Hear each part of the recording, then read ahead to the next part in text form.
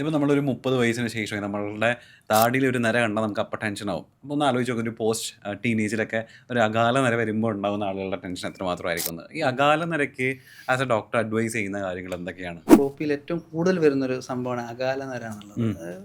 വളരെ detailed study നടത്തേണ്ട കാരണങ്ങൾ ഇതിനുണ്ട്. എന്ന് ഉം. പറഞ്ഞാൽ എല്ലാവർക്കും ഒരു കാരണമല്ല അകാലനര വരാൻ. ഉം. പാരമ്പര്യമായിട്ട് വാപ്പാക്ക് 20 വയസ്സിൽ അകാലനര വന്ന കുട്ടികൾക്കും ചിലപ്പോൾ അത് അങ്ങനെ തന്നെ തുടർന്ന് പോകുന്നുണ്ട്. ഉം. അവരെ ഒരുപാട് ട്രീറ്റ്മെൻറ്റ് എടുക്കാത്തതാണ് എൻ്റെ അഭിപ്രായത്തിൽ നല്ലത്. ഉം. അങ്ങനെ വലിയൊരു മാറ്റം ഉണ്ടായിക്കൊള്ളുന്നില്ല. ഉം. ഇനി അതല്ലാതെ വൈറ്റമിൻ ബിയുടെ ഡെഫിഷ്യൻസി ഉണ്ടെങ്കിൽ, വൈറ്റമിൻ D3 ഡെഫിഷ്യൻസി ആണെങ്കിൽ, ഉം. ചില കുട്ടികൾക്ക് അയൺ, ഫെറിറ്റിൻ പോലത്തെ കണ്ടന്റുകളിൽ രക്തത്തിൻ്റെ കുറവുണ്ടെങ്കിൽ, ഉം. ഇങ്ങനെ പല കാരണങ്ങൾ കൊണ്ട് ഈ അകാലനര വരാറുണ്ട്. ഉം. ഇനി അതല്ലെങ്കിൽ നമ്മൾ ഉപയോഗിക്കുന്ന വെള്ളം ശരിയല്ലെങ്കിൽ, ഉം.